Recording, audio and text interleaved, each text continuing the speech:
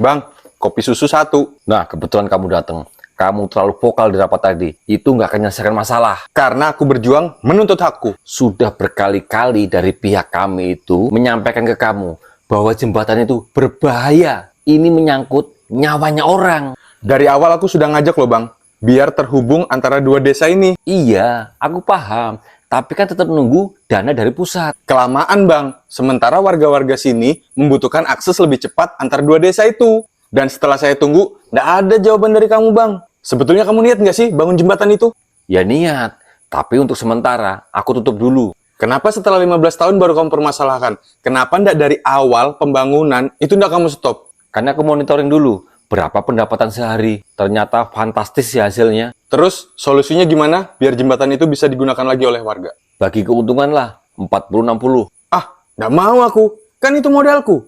Kalau mau 70-30. Deal.